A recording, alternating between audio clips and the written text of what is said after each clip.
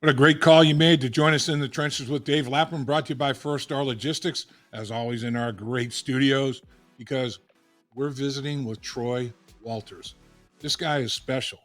I mean, he's an unbelievable football coach, but an even better human being. One of those kind of guys, type of guy you meet during the course of your life and makes a big impact on you.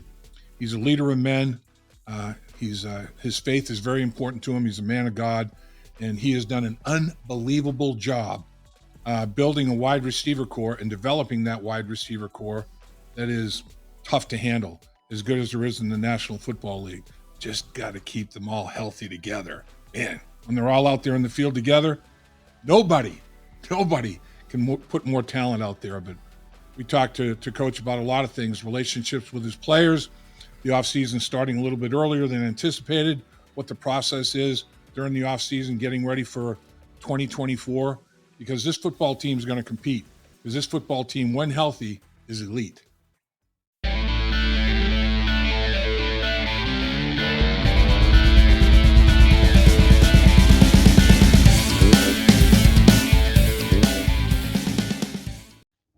Thanks for joining us in the trenches with Dave Lapham, brought to you by First Star Logistics. As always, we're coming to you from our outstanding studios provided by First Star Logistics.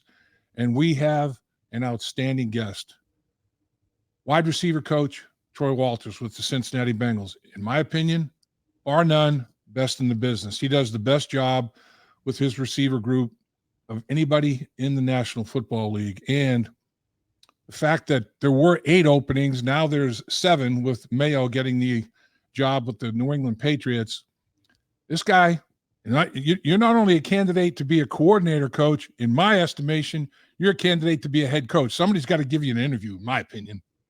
Well, I appreciate that. I'm blessed to be here, blessed to work with Zach. Great organization, great group of players, and I'm just really focused on my assignment right now, and that's to be a receiver coach and develop these guys and make sure each game and each year they're putting the best. We're putting the best product on the field, and whatever comes my way, I'll be ready. But I'm just happy where I'm at, and we'll see what happens.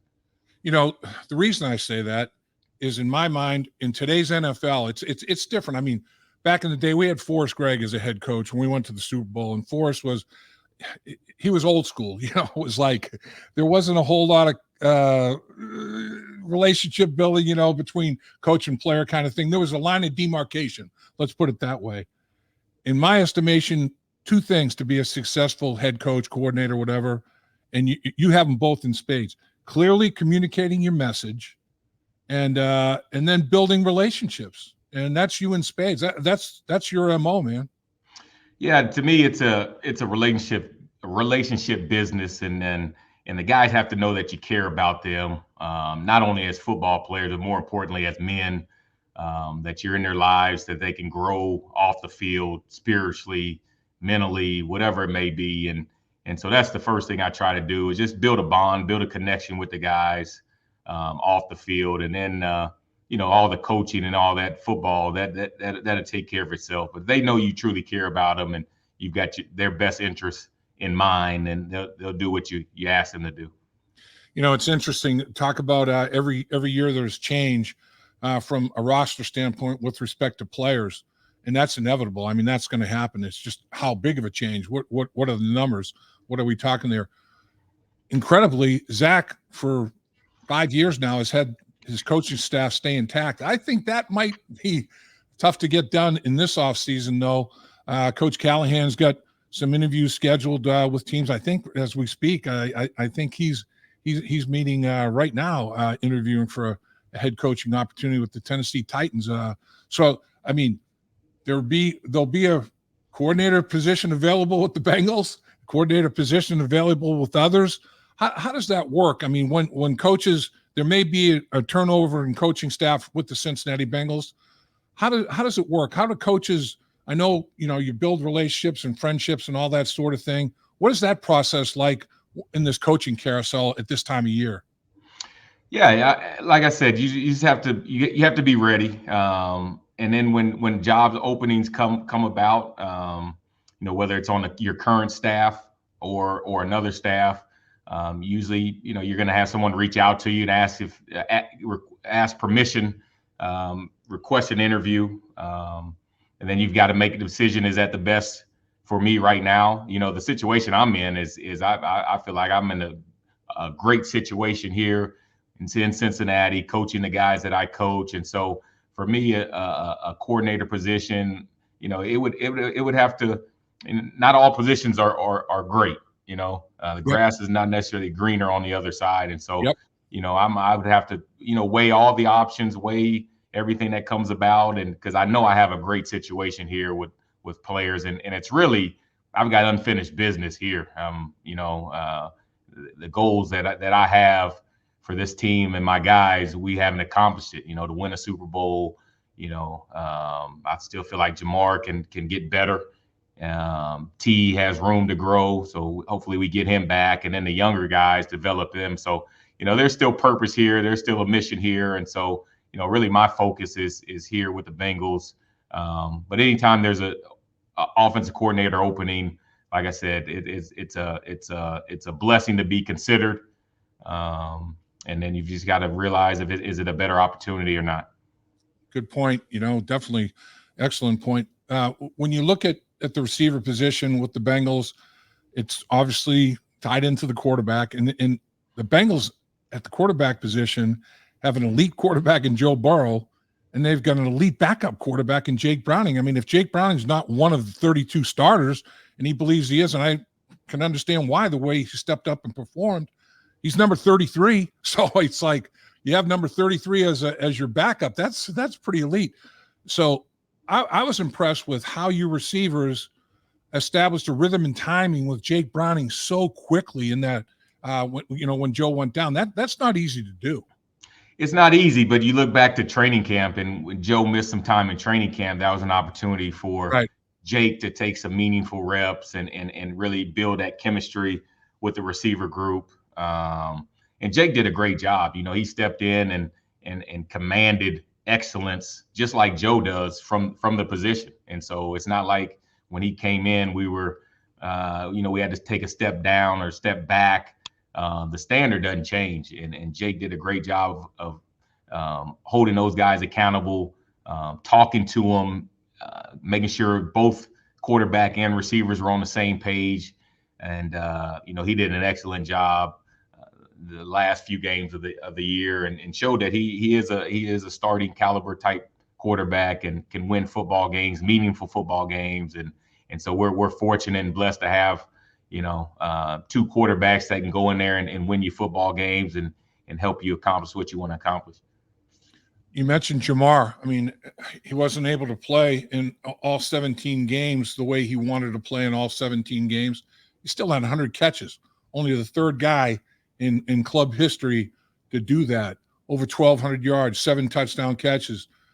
No question, the dude is elite. But you say you feel like there's still meat on the bone. There's still some growth there. In like how so? Just fine tuning things that he's already pretty good at. Yeah, I think number one, as I went back and watched his targets and just reflected on his season, I think he has room to grow as an overall route runner.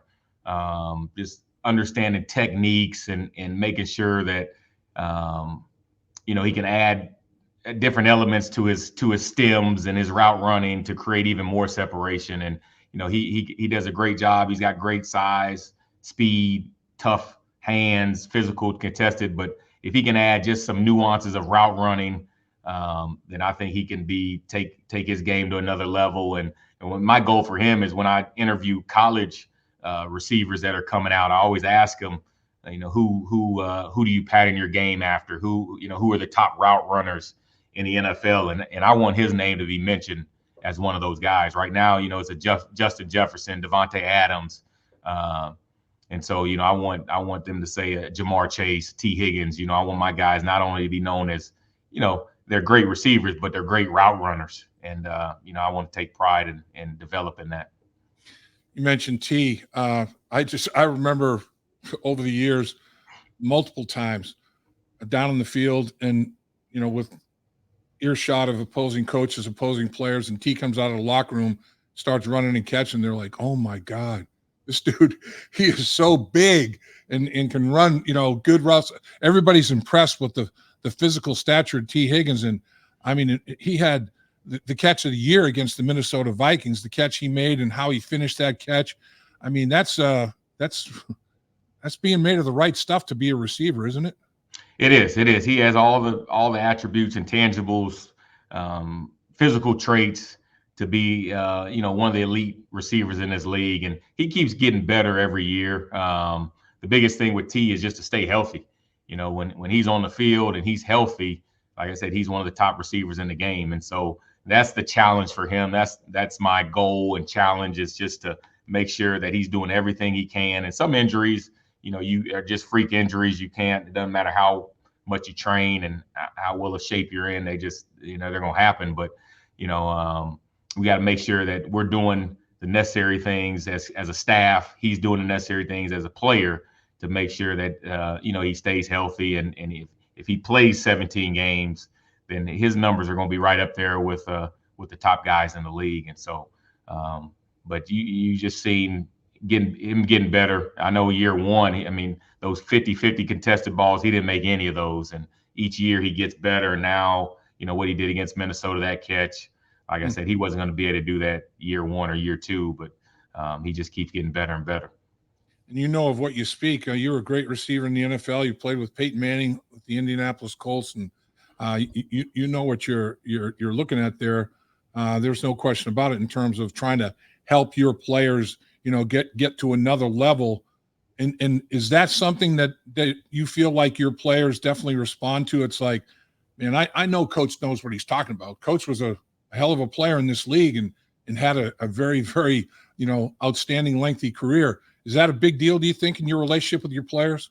I do. I think there's that lends credibility, and they know I've walked in their shoes, and I really coach from a player's perspective. I kind of, like I said, I put myself in their shoes and understand what they're going through, and what may seem simple on the chalkboard or is not that easy on the field. And so the more that you can relate to what they're going through and what they have to deal with, I think the more respect you have. And if they don't, then sometimes I'll throw some of my old school tape on there just so they can see that I practice what I preach, and what I talk about. I actually tried to do, not to the level that they're doing it, because they're bigger, stronger, and faster. But it helps. It helps, and the guys want to be challenged. The guys want to be great.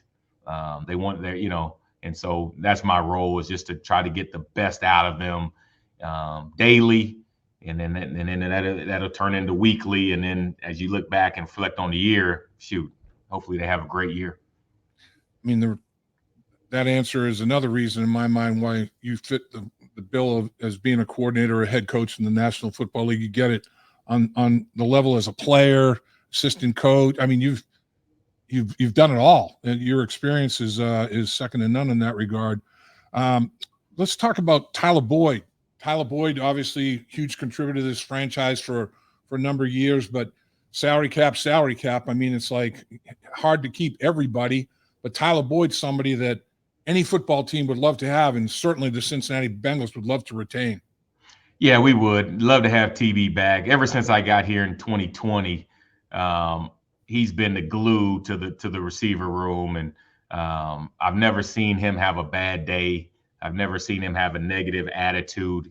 No matter what was happening in the game, losing streak, winning streak, he was always consistent, always had that joyful attitude, upbeat, easy to get along. I think that's why the receiver room is so close, because he kind of brings all the young guys, the new guys in, and hangs out with them, and he's just easy to get along with. And so, hopefully we can get him back. It's tough, because he's a good football player still. He's still a good football player, and Yep. and I know teams see that, and a lot of times it comes down to money and opportunities, and so Yeah. we'll just have to see. But I have nothing but the utmost respect for TB and what he's done and how he's handled himself, and hopefully he's back. But if he's not, I just wish him. I'll be rooting for him and wishing him nothing but the best.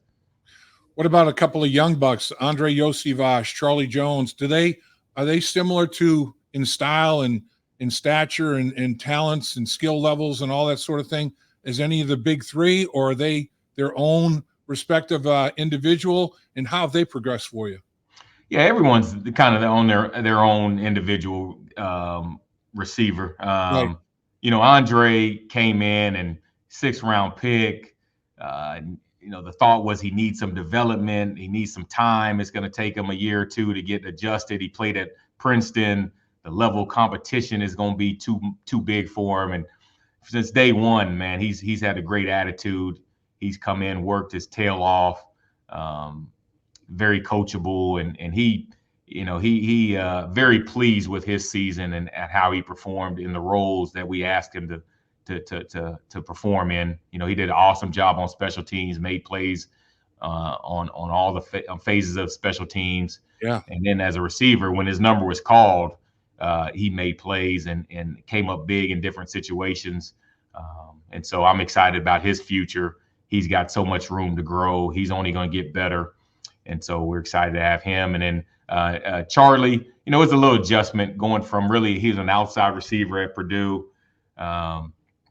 to now more playing in the slot where there's a little more, there's more things to adjust to. You've got to read safeties, one high, two high, a little more thinking. And so he had took a little time for him to adjust to that. He had an injury in training camp with his shoulder that set him back a little bit. And so, he wasn't able to really see the field as much as he probably would have liked. But he works his tail off. He's got great hands.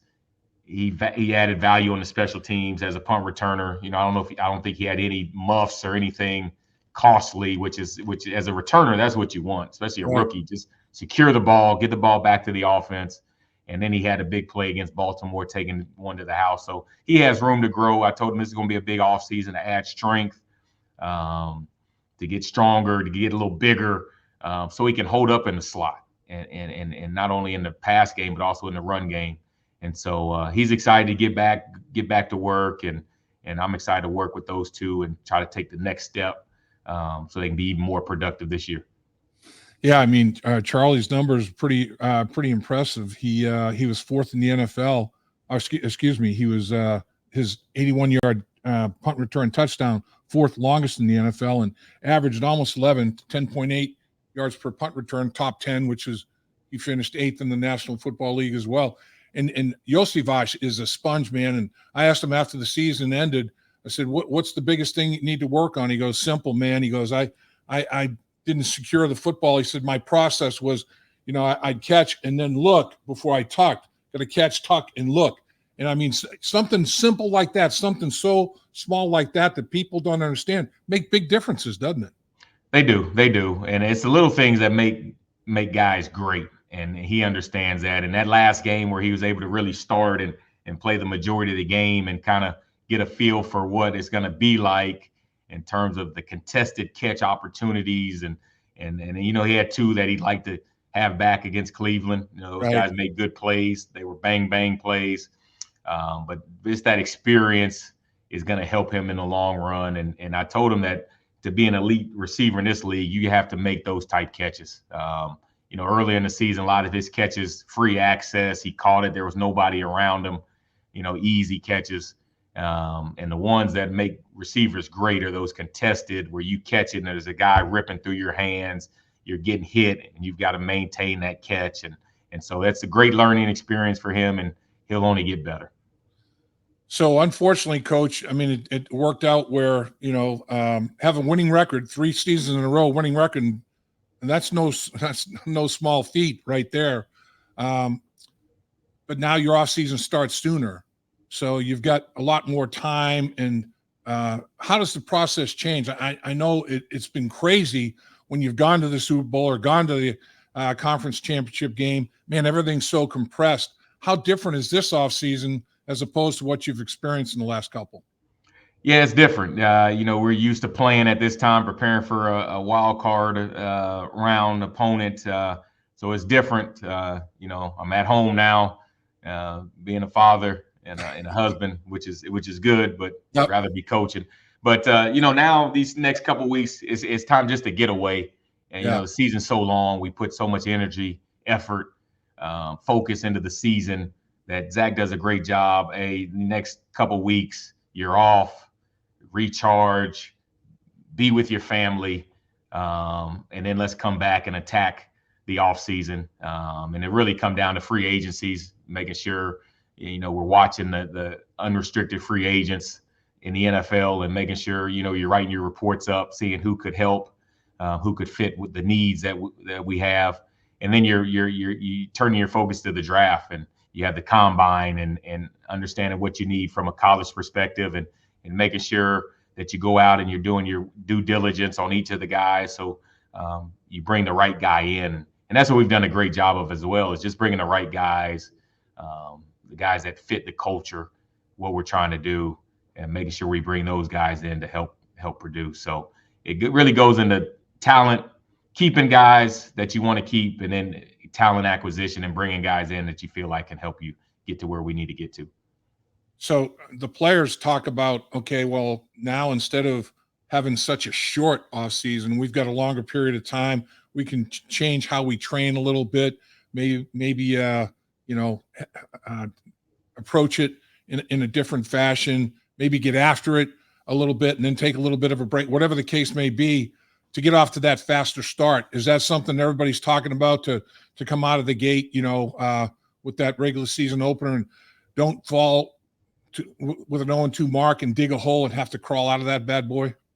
Yeah, there's definitely lessons that we've learned from this season, as a staff, as players, in terms of what to do differently. And so I think we got to take this season 9-8, winning record, but not the standard we want. We want to win Super Bowls. Yep. And I think each of the guys, they understand that we fell short, and so what can we do individually? What can I do individually to make sure that I take my game to another level, that I correct the mistakes that I made, that I can be a better product and help the team get to where we need to be. So it's really each guy has to look within himself and understand what he needs to do better, what we can do better collectively. And it may be start your off-season program a little earlier. It may be maybe a tweak here and there in their off-season program, but whatever it is, we got to find it. We've got to do it. And so we can get off to a better start. And if we do that, then I think everything will take care of itself. You're on some great football teams in Indianapolis with the Colts, no question about it. I mean, I truly believe that this football team has the components, when healthy, to be elite. There's no question about it.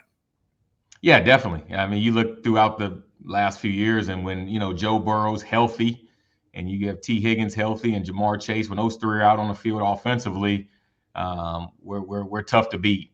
Yep. And so we've got to make sure we do everything as a staff and the players to make sure we're healthy, make sure we're loaded, because when we are, we're tough to beat. And at the same time, though, you have to develop those guys behind them, because injuries do happen. And that can't be an excuse as to why you don't win a Super Bowl because of injuries. That's part of the game, and the next man's got to be ready to go. And I think this year we did a good job. When Jamar was down, or T was down, or Andre stepped up, or Trent Irwin stepped up and made plays, Jake Browning. And so Zach does a great job of just instilling that, hey, everyone's important.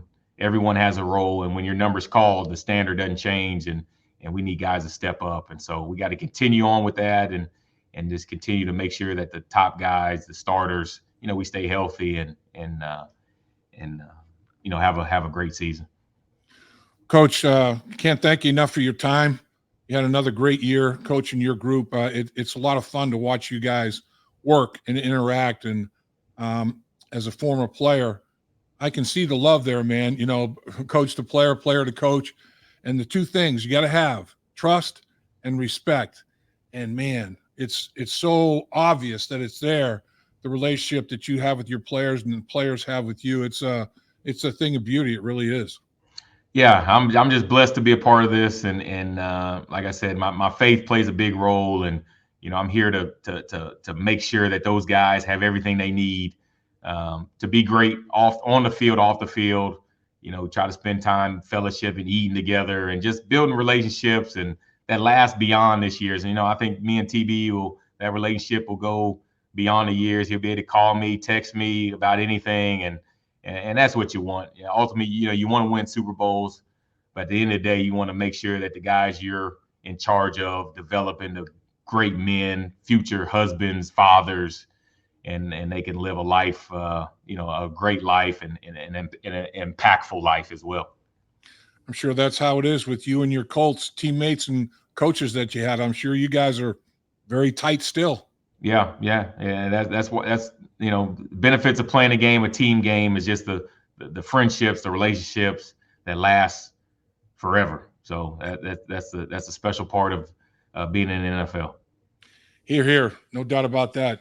Appreciate you, Coach. Thanks for carving time for us. I know you had organizational meetings and everything going on, so appreciate you visiting with us when you had an opportunity. Yep, anytime.